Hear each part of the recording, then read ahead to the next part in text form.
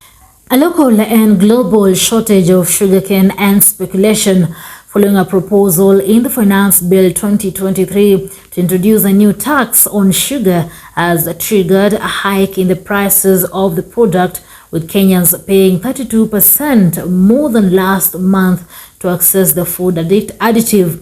As price rise, various players in the sector are blaming a cane shortage that has forced some millers to import the raw material from Uganda amid concerns that a proposal in the finance bill to introduce an excess duty of 5 shilling per kilo of sugar has fueled speculation in the market. Mesh Musimbi with more. And police say the number could be even higher given that many more lost.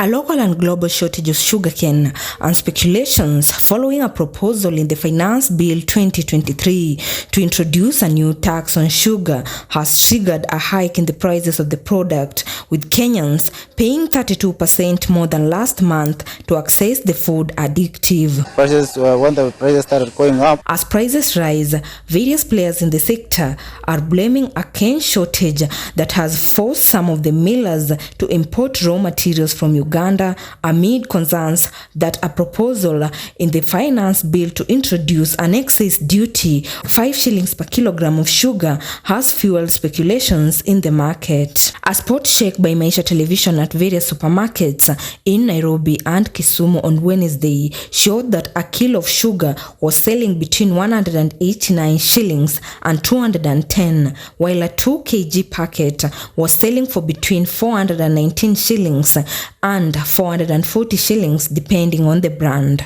Kenya's weekly optimal stock of sugar has dropped by 80% on the back of diminished production by factories and expensive imports. The Sugar Directorate is recording weekly stock of 4,000 tons against the required optimum of 20,000 tons in order to meet the daily requirement in the country. The available is around 4,100. Yeah. Of course, we've been doing about 20,000. Get out of producing sugar, of owning factories and so on. And these factories should be leased private farms.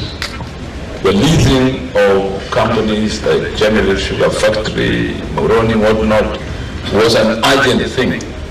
And we said that an entity should be set up to manage that leasing as quickly as possible. It had in January warned that Kenya could fail to secure sufficient stocks of sugar at the international market, even with the opening of duty-free imports, owing to high prevailing global prices and a shortage of the commodity world over. Sugar Directorate head Jude Chisire said the deficit has been occasioned by low production at the factory level that has seen some of the millers scale down on milling due to a severe shortage of raw materials. The association's vice chairman, Mr. Francis Oko, said the sugar shortfall was occasioned by inadequate cane supply to factories, which in turn had left to factories underperforming despite growing demand. We have sugarcane somewhere in the high seas or somewhere near the port or somewhere, at the port of export, just waiting for some clearances.